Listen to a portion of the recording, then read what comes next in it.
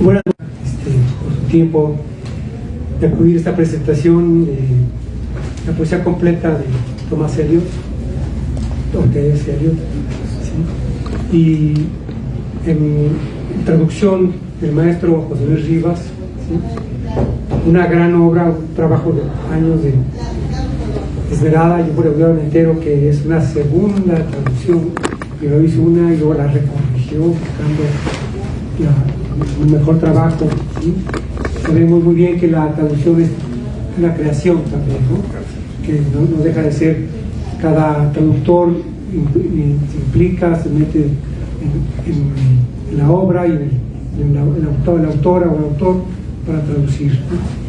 Pero algo, si es difícil la prosa, con mayor la poesía lleva unos elementos insuperables a veces de la melodía, la significación, la metáfora.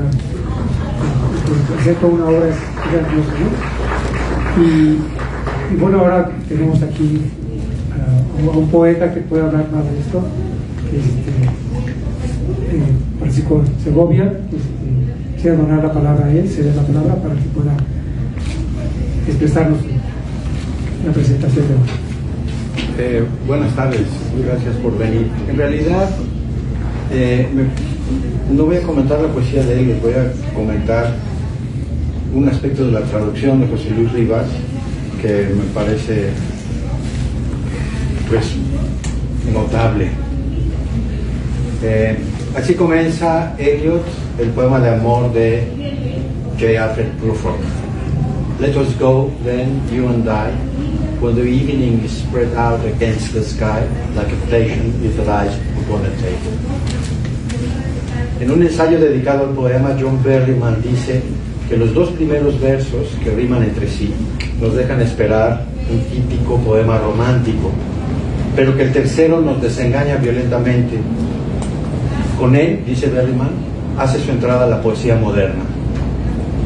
Esto es mucho decir, creo yo, pues deja como antiguallas a Baudelaire, Rimbaud y Mallarmé, y un poco más acá a sus mismos contemporáneos, Ezra Pound, San John Peirce, Fernando Pessoa, Mayakovsky, Cepedi, Zungaretti, Juan Ramón Jiménez, López Velarde y un larguísimo etcétera.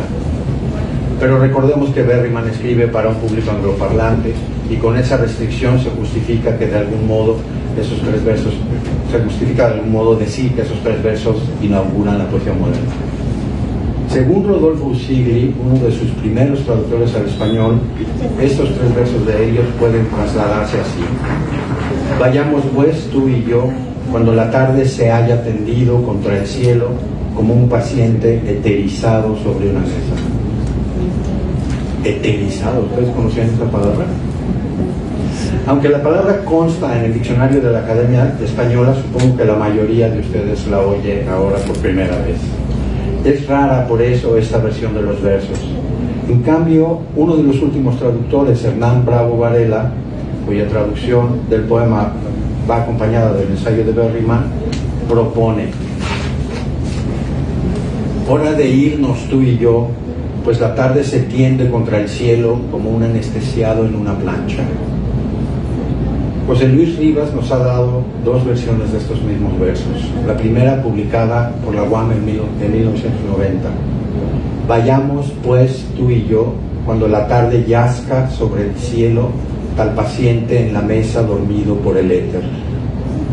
Pero en su recientemente aparecida Poesía reunida de Eliot, la que hoy presentamos, dice: vámonos pues tú y yo, cuando el atardecer pierde el sentido, como un paciente en la plancha tumbado por el éter.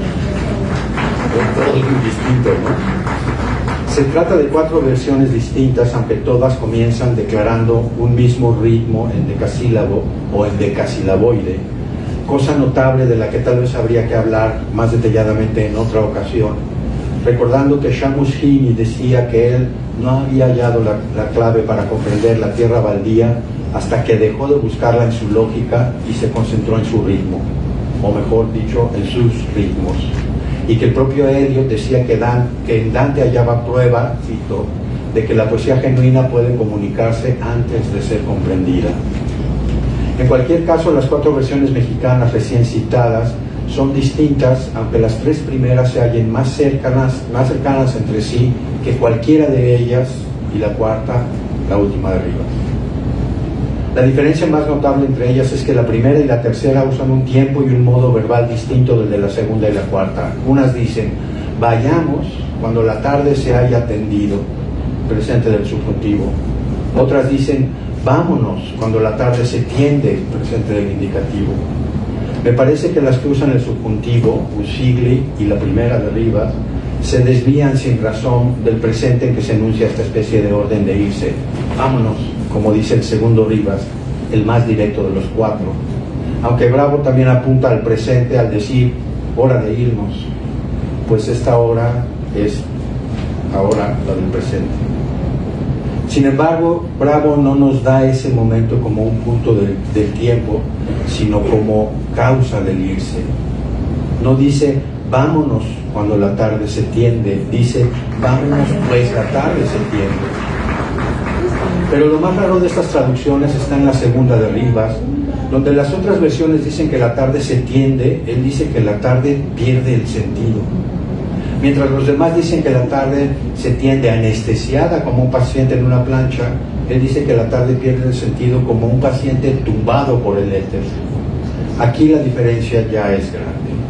En este caso el éter no aparece bajo la forma de un adjetivo que califica a paciente, un paciente eterizado o anestesiado, sino que adquiere la fuerza del sustantivo. El paciente está en la plancha tumbado por el éter. Quizá esto provenga de la forma en que está el paciente sobre la plancha y de la necesidad que siente este segundo Rivas de no olvidarse del éter en el verso y así explicitar la causa de su inconsciencia. Dice él que la tarde is spread out against the sky, cosa que las otras 3 versiones resuelven diciendo que se tiende contra el cielo, aunque hubiera sido más preciso decir que ha quedado esparcida como la mantequilla sobre un pan, o que está desplegada como un mapa sobre una mesa, o tal vez mejor aún que ha quedado desparramada, como queda desparramado quien cae al suelo sin ninguna compostura, habiendo brazos y piernas sin ningún concierto. En cualquier caso, la tarde no es aquí un sujeto que actúa. La tarde no se tiende, sino que está extendida. El verbo que usa Eliot es estativo, como dice la gramática inglesa. Esto es que no expresa una acción, sino un estado, como ocurre cuando se dice que un muerto está muerto. Un verbo donde el sujeto no actúa. Es esta pasividad y quietud de la tarde, creo, lo que el segundo Rivas quiere subrayar al hablar de un atardecer tumbado por el éter. Así, este tumbado que no está en Eliot, pero subraya el rasgo estático, le permite a Rivas no solo reintroducir el éter, que se le había quedado fuera al reemplazar la anestesia por la pérdida de sentido, sino también sugerir la forma en que cayó la tarde, desparramada, al desgaire, despatarrada. Podría ser, pues esa caída es consecuencia de haber sido tumbada, aunque Rivas no lleve la cosa tan lejos. Dice Berryman que en el tercer verso no es de veras un símil visual, sino que solo lo parece, porque, cito, es imposible que un lector vea la tarde tendida contra el cielo, haciendo que su atención se fije violenta y repentinamente en un paciente tendido sobre una mesa de operaciones. Creo que Berryman tiene y no tiene razón, porque es cierto que no es fácil imaginar la tarde como un cuerpo, un bulto definido en sus contornos, y no como siempre la imaginamos, es decir, como un fondo. ¿Y contra qué fondo se recortaría la tarde si fuese un cuerpo? Pero no es difícil, en cambio, alimentar la intuición de que lo importante aquí no es tanto el cuerpo del paciente como la anestesia y el éter, y que son ellos quienes se tienden como un paciente contra el cielo al caer la tarde.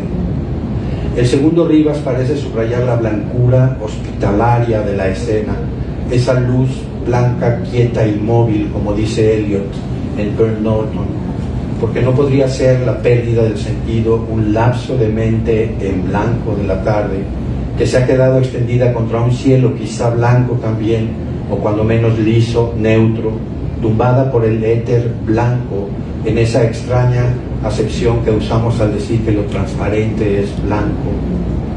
Y aún no me parecería imposible que la necesidad de reintroducir al éter en los versos se debiera a esa acepción de éter que invoca el ámbito transparente que rodea a la tierra, en cuyo caso sería el cielo mismo quien anestesia al atardecer y la tarde se tendería contra el éter. Sobreinterpretación, sí, si ustedes quieren, mía, de Rivas o de ambos.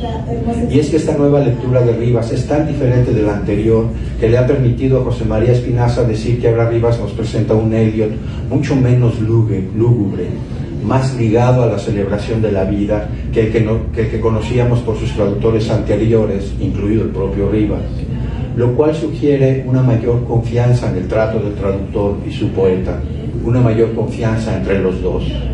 Y en cuanto a la susodicha sobreinterpretación, cabría recordar las palabras que escribió José Emilio Pacheco en su traducción anotada de los 4 cuartetos de Eliot.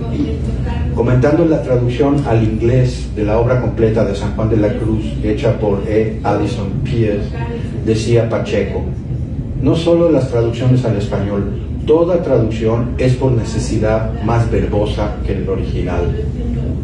Supongo que si pudiéramos pedirle que bordara un poco más sobre el asunto, Pacheco añadiría que a menudo el traductor siente que debe darle al lector una especie de contexto que está presente de forma tácita en la lengua de partida y que falta por completo en la lengua de llegada.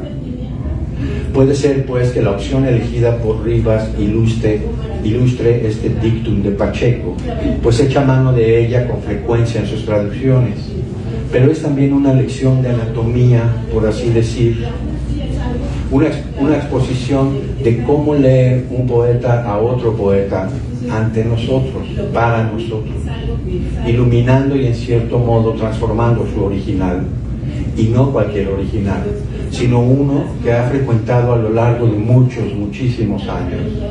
Recordemos que el primer libro de Rivas, uno de los dos que marcaron la aparición en público de su generación, se titula Tierra Nativa, y el otro, muy distinto, de Fabio Moravito, se titula Lotes Baldíos.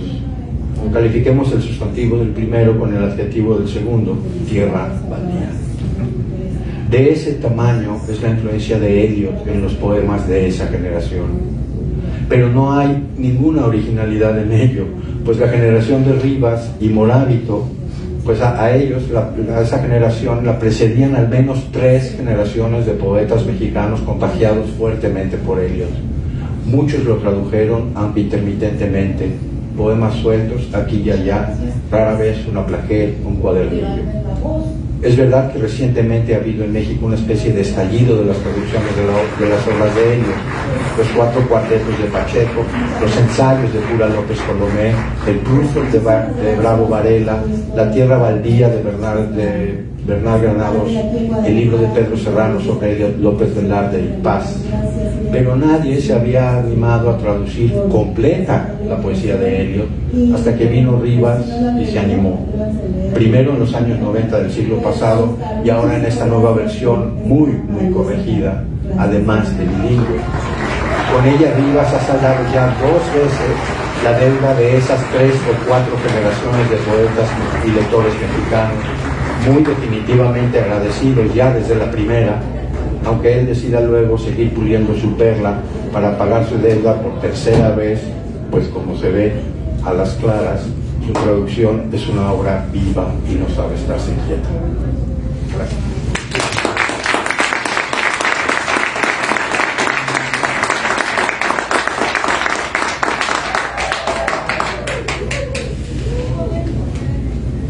Maestro, pues platícanos todo el esfuerzo, entonces el pago de esa deuda que tenías con él. Bueno, en un lugar no muy hóspito para la circulación de libros, soy originario del norte de Veracruz,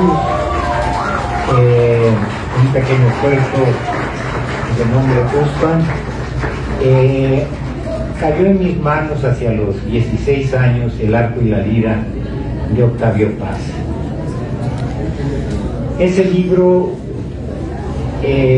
verdaderamente provocó en mí un gran entusiasmo cuando empezaba a hacer mis primeros tanteos en escritura. Me dio también, sobre todo, la pista acerca de qué autores valía la pena leer, buscar, y por lo tanto, en esa lista, en esa galaxia de nombres que por ahí aparecen de grandes poetas de muy distintas épocas, el nombre de Eliot me sonó sobremanera, sobre todo su obra La tierra baldía, que era encarecidamente tratada por Paz en esa obra, y traté de hacerme de lo más del mayor material posible de Eliot. Para esto conseguí la traducción de La tierra baldía hecha por el profesor Ángel Flores, y después un libro titulado simplemente Poemas, que es una antología de ediciones Taller, que reúne, aparte de la traducción de Ángel Flores de La tierra baldía, reúne poemas traducidos por Juan Ramón Jiménez, por Ortiz de Montellano, por Barrera, y también por Juan Ramón Jiménez, ¿no? Se trata de poemas muy diferentes, poemas que por lo mismo me animaron a hacerme de un ejemplar de la poesía completa de ellos en su original, y pasé a tratar de leerlo paso a paso, con verdaderas dificultades para hacerlo.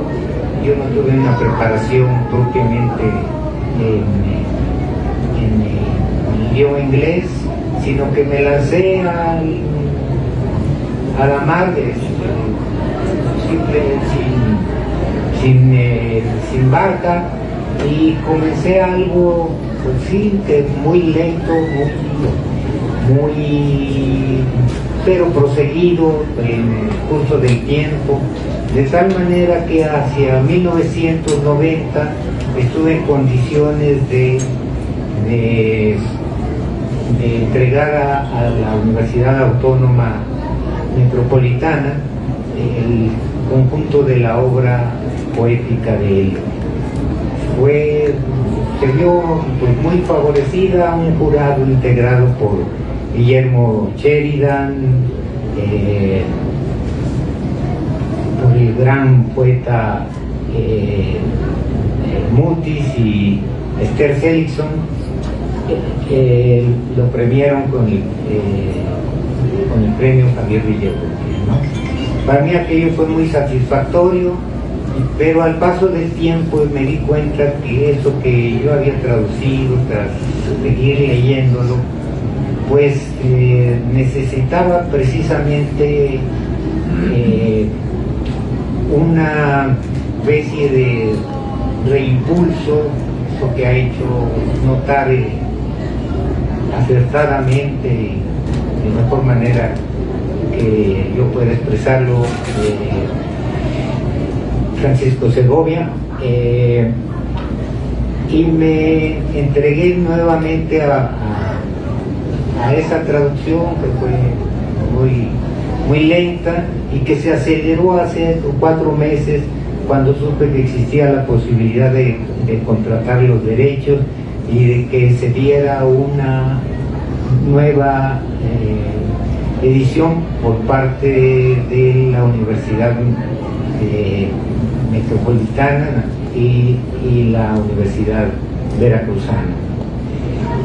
Trabajé denodadamente durante 4 meses. He dicho que me senté en una silla, me puse a rehacer mi traducción, a hacer otra traducción propiamente, y me levanté de la silla 4 meses después. Encontré, creo, también algo que creo que en esta versión funciona mejor, se escucha mejor, es más clara también la escritura, sobre todo en Los Gatos, el libro de los gatos que Eliot compuso y que inicialmente yo traduje con el título Libro de los Gatos, era el libro de los gatos versátiles del viejo Tlacuache. Uno de los apodos de Eliot era Olpos, que significa pues viejas zarigüeyas.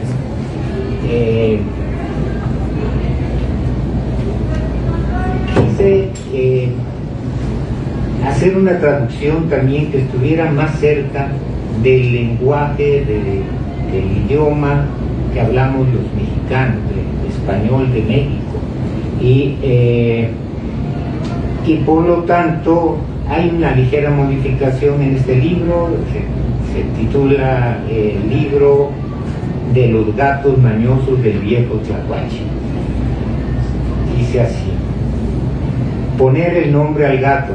Dice así su primer poema: poner el nombre al gato. Poner el nombre al gato es todo un brete. No es en día de feria rehilar un cohete. Quizá piensen que soy loco o pasuato, mas creo que 3 nombres casan con cada gato. Que el primero lo aporte el santoral de familia, digamos Jaime, Alonso, Pedro o Lilia, o bien Víctor, Tomás o Quintiliano, todos trillados nombres del ajuar cotidiano, pues los hay rebuscados, torcidos, domingueros, lo mismo para damas que para caballeros: Platón, Electra, Admeto, Dunia o Tulio, todos gastados nombres del mundanal peculio. Pero afirmo que un gato requiere un nombre suyo, un nombre propio y más que decoroso. Si no, ¿cómo podría su cola erguir garboso, o atusar su mostacho dar alas a su orgullo? De esta clase de nombres puedo listar un quórum, y helo aquí: Mungus Drab, Oaxo o Carlontanicho, o bien Bombablurina, o bien Yeliror. Nombres estos que solo casan con algún micho. Pero aparte de tales nombres, hay uno privado, el nombre que jamás vamos a adivinar, un hombre que resiste al inquisidor porfiado. Solo el gato lo sabe y no lo va a revelar. Cuando veas a un gato profundamente absorto, la causa, te lo advierto, será siempre la misma. Tal gato se descrisma recordando el recuerdo de recordar el orto de su inefable, afable, efa, inefable, profundo y singular, inescrutable nombre. También se me ha preguntado qué poema me costó más trabajo traducir, y dicen que los coros de la roca, porque Micalante pues es dionisiaco, ácrata y espinosista, de manera que ese poema tan cristiano, me ponía los pelos de punta, ¿no? Pero bueno, el gran poema a mi entender, uno digamos provocó un gran estallido dentro de la literatura inglesa, pero el gran poema para mi gusto Eliot escribió son los 4 cuartetos, y de de este libro quisiera leerles unos trozos. Perdido.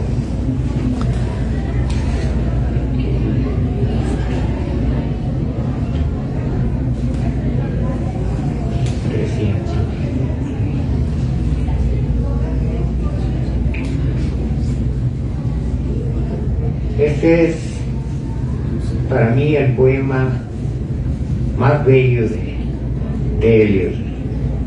Dice: Burn North. El camino hacia arriba y el camino hacia abajo es uno y el mismo. Esto forma parte de los fragmentos del Borso y su autor es Heráclito de Éfeso. El tiempo presente y el tiempo pasado, ¿acaso estén presentes en el tiempo futuro y tal vez el futuro comprendido en el pasado? Si todo tiempo es un presente eterno, todo tiempo es irredimible. Lo que pudo haber sido es una conjetura que permanece siempre dentro de lo posible, solo en un ámbito especulativo. Lo que pudo haber sido y lo que ha sido apuntan a un fin único, siempre presente. Eco de pasos en nuestra memoria por el pasaje que no recorrimos hacia la puerta nunca abierta por nosotros que da al jardín de rosas. Así mis palabras resuenan en tu mente, pero ignoro con qué fin alborotan ese polvo de encima del jarrón con los pétalos de rosa. Otros ecos viven en el jardín, saldremos a buscarlos. Aprisa, dijo el pájaro, encuéntrenlos, encuéntrenlos al dar vuelta a la esquina. Por la primera entrada a nuestro primer mundo, atenderemos el señuelo del tordo. En nuestro primer mundo, allí se hallaban, mesurados, invisibles, avanzando sin prisa sobre las hojas secas, en el calor de otoño y con el aire trémulo. El reclamo del pájaro se escuchó en respuesta a la inaudible música oculta en el boscaje, y el haz de la mirada cruzó sin ser visto, pues las rosas tenían la apariencia de flores atendidas. Allí se hallaban nuestros convidados, aceptados y aceptantes, y entonces caminamos con ellos en orden ceremonioso por las sendas desiertas del hemiciclo de Boj para asomarnos al estanque desecado. El seco estanque, seco concreto y pardos bordes, se llenó con el agua de la luz solar y los lotos brotaron en silencio, en silencio. La superficie fulgió desde el corazón de la luz y ellos a nuestra espalda se reflejaron en el agua. Luego cruzó una nube y el estanque quedó vacío. Váyanse, dijo el pájaro, porque el follaje estaba lleno de niños escondidos, nerviosos, conteniendo la risa. Váyanse, váyanse, dijo el pájaro, váyanse. El género humano no puede soportar mucha realidad. El tiempo pasado, el tiempo futuro, lo que pudo haber sido y lo que ha sido, apuntan a un fin único, siempre presente.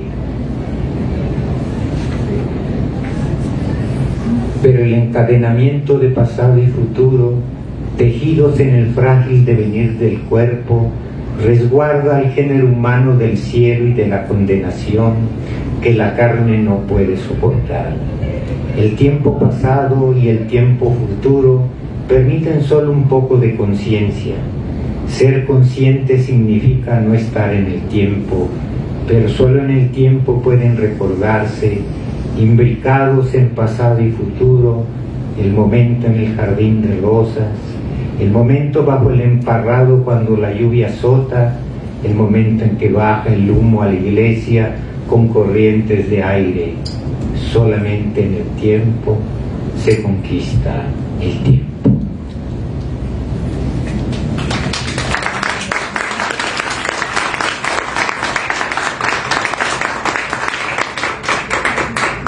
Y bueno, quiero volver a los datos. los gatos.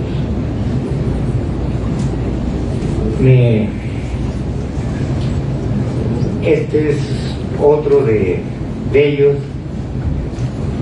y lo he traducido con el título de Rontón Estiradón. Rontón Estiradón es gato revisado, le das jamón fresco, lo quiere ahumado, le pones guardilla, pide casa, le das la casa, la exige con terraza, le das la rata, quería el ratón, ofrécele ratón, vuelca el tazón.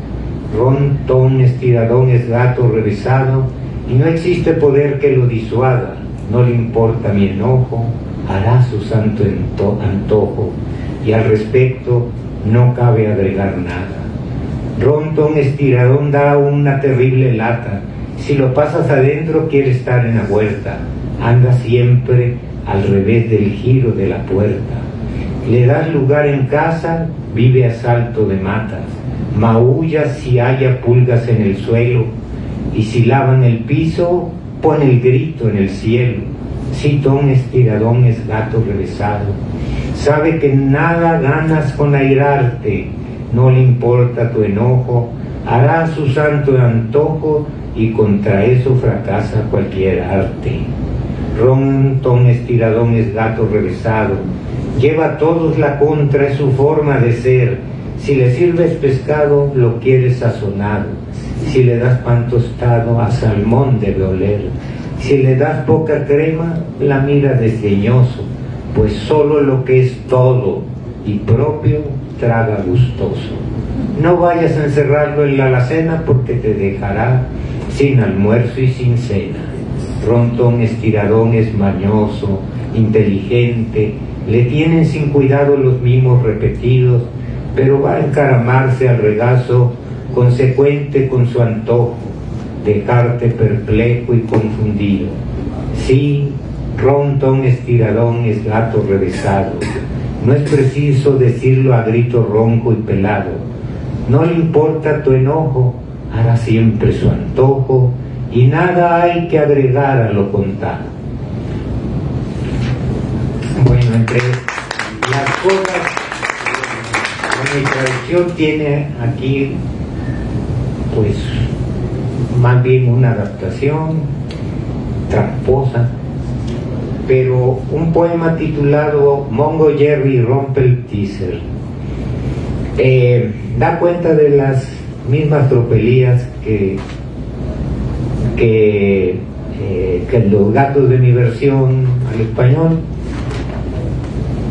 pero los lugares en donde se desarrollan esas tropelías son lugares de la ciudad de Londres, ¿no? Y yo quise hacer lo que es una adaptación, pero también una aclimatación de alguna manera.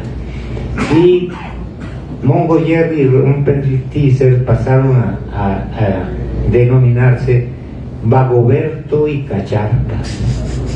Fue Vagoberto y Cacharpas una pareja de gatos sensacional, muy reputados como payasos, merolicos, mimos transformistas, volatineros y diestros equilibristas. Sentaron plaza en Tepito, su centro de operaciones, consagrados de todo corazón a la vagancia, asolaban también la Lagunilla, la Merced y la Candelaria de los Patos. Digamos que gozaban de un poco más de mala fama que la que otro par de gatos puede, sin envidia, soportar. Si aparecía abierta una ventana o el sótano lucía cual campo de batalla, si estaban flojas una o dos tejas del tejado y por eso muy pronto iban a hacer agua, si rodaban calzones muy lejos de la cómoda, si chalecos de invierno se esfumaban o después de la cena algunas de las chicas rebuscaban sin éxito sus joyas de Liverpool, la familia decía entonces: fue ese horrendo gato, fue Vagoberto o Cacharpas, y no se hablaba más del tema. Los dos mentados poseían el raro don de la palabra, eran ágiles escaladores nocturnos y meteóricos atracadores de escaparates. En la Candelaria se encontraban como teporochos en el agua. No tenían oficio ni beneficio, eran muy persuasivos y tenían ganada la tira de su parte. Cuando la familia se reunía para la cena del domingo, haciéndose a la idea de que tendrían una comilona con filetes argentinos, papas y espárragos salteados, de entre los bastidores aparecía el cocinero con voz entrecortada para decir tristemente: me temo que la cena tendrá lugar mañana. Del asador por obra de magia las viandas han volado. La familia decía entonces: ha sido ese horrendo gato, fue Bagoberto o Cacharpas, y no se hablaba más del asunto. Bagoberto y Cacharpas trabajaban juntos de maravilla. Unas veces estaban de fortuna y otras el clima bienhechor los favorecía. Cruzaban tan raudos una casa que nadie en su sano juicio habría jurado que había sido Bagoberto o Cacharpas. ¿Y quién apostaría que no fueron ambos? Si oías cataplum muy cerca del chinero, de arriba del reposte caía un aguacero. Si en un salón decía adiós con un pim pim, un jarrón apodado con la palabra minga, la familia decía: ¿cuál de los dos gatos fue ese artero? Fue Bagoberto y Cacharpas, y ni hablar del peluquín.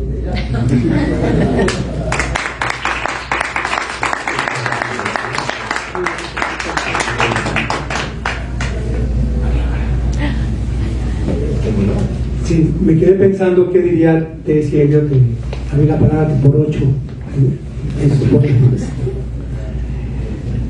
Me gustaría, si tienen alguna una pregunta, una intervención, sugerencia, incluso quejas. Denuncia. Sí, adelante. Me gustaría preguntarle al maestro Rivas si los poetas tienen teoría de traductores, es decir, se elabora mucha reflexión muy provechosa, por supuesto, pero tengo la sospecha de que los traductores, que a su vez son escritores, elaboran de manera distinta sus principios de traductor. ¿Tú cómo has hecho evolucionar tu teoría de la traducción, la que practicaste en el 90 cuando publicaste la primera versión en la UAM, bueno, ahora otra vez en la UAM, en coedición? Pues mira, más bien no he tenido teorías, me he lanzado a la praxis. Claro. ¿Sí?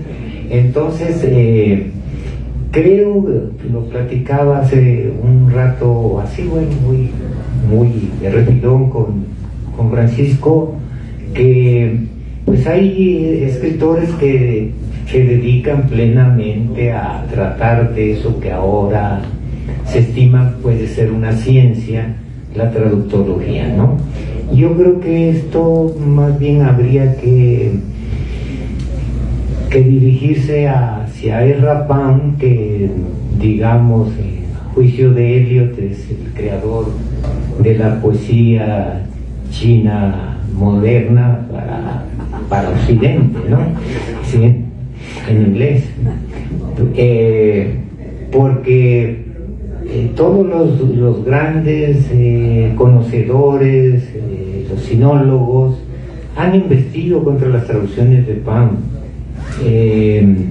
Tienen algunos de ellos algunas versiones notables, recogidas, por cierto, muchas de ellas por Gabriel Said, ¿no? Que las ha traducido al español, ¿no? Pero tú lees lo que traduce Pound y puede tener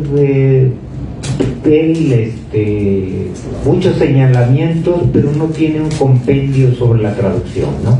Obra según intuiciones, obra según escucha el verso, según saborea la lengua, ¿no? Que esto es muy importante, el sabor de la lengua, ¿no? Y bueno, yo he procedido siempre así, ¿no? De repente descubrí, a propósito de tu comentario, Pancho, que el split out es un término de boxeo, de ahí que lo haya empleado de esa manera. Vámonos pues tú y yo, cuando el atardecer pierde el sentido contra el cielo, como un paciente en la plancha tumbado por el eje. Claro, pero es esa manera de quedar despatarrado en el ring.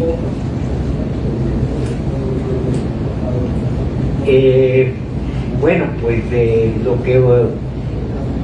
que voy conociendo también sobre la marcha, alterándome, etcétera, de eso me valgo, y de eso me valgo también para escribir lo mío, ¿no? De cosas de fuera y cosas que vienen de dentro.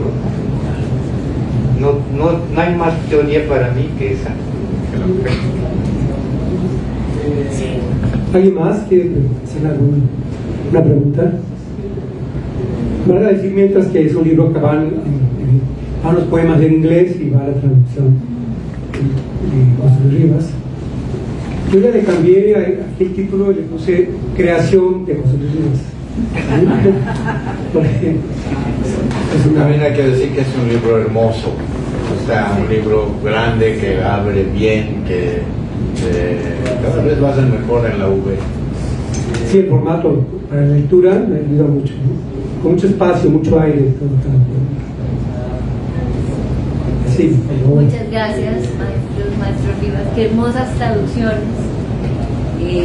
Yo soy profesora en una universidad en Canadá, estoy haciendo un proyecto sobre archivos de traductores y me gustaría mucho saber cómo se imagina su archivo, si tiene un registro de sus distintas versiones, de sus notas, de, digamos, toda esta traducción de tantos años, una traducción viva, como dijo el maestro Segovia también, debe tener muchos papeles que rodean esas bellas ediciones.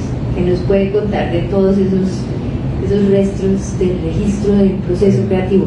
Bueno, no solamente he embestido 2 veces contra la obra completa de él, sino he embestido contra una infinidad de poetas, sobre todo de lengua inglesa y francesa. Y, por ejemplo, el Homero de Derek Walcott lo traduje hace más de 10 años y ahora he vuelto a hacer una nueva versión. Es la segunda también que hago de eso, y estoy enfrascado en traducir toda la poesía de Steinjon Perls. Me hace falta poco para concluirla, pero el daño que he hecho ha sido muy extendido. No crea usted que se reduce a 2 o 3 autores. No llevo, por lo tanto, más que ahora sí un desparramamiento de escritos que digo, bueno, esto tiene que irse ya, pero en fin, tengo 3 bibliotecas situadas en 3 lugares diferentes. Hay una caja sellada con un montón de libretas en un sitio, no las he visto en 15 años por lo menos. No sigo, o sea, no hay un registro de alguien ordenado. Hice con otro amigo una revista titulada Caos. Sigo siendo muy fiel a esa práctica de la no ordenación, quizá porque me recuerda la palabra orden en otro sentido, ¿no? Recibir órdenes, ¿no? Y bueno, también a estas alturas digo, bueno, ya es momento de tirar eso o de retomarlo y pasar a hacer otra cosa, ¿no? No sé, estoy vacilando entre eso. Yo tengo el gusto de estar en la biblioteca y trabajar con José Luis, y tiene un desorden, pero es su orden porque todo lo encuentra, ¿no? Dice, no, debe estar en tal libro, entonces va entre otros libros saca y sale el libro, ¿no? Entonces, luego a las 2 horas vuelve a otro y así estamos, sabe dónde están los libros, ¿no? Bueno, que en esa biblioteca de estudio, ¿no? En las otras será otro caos diferente.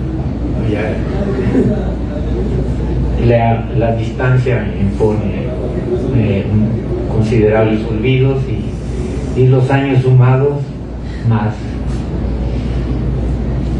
No sé si hay alguna otra pregunta de mis amigos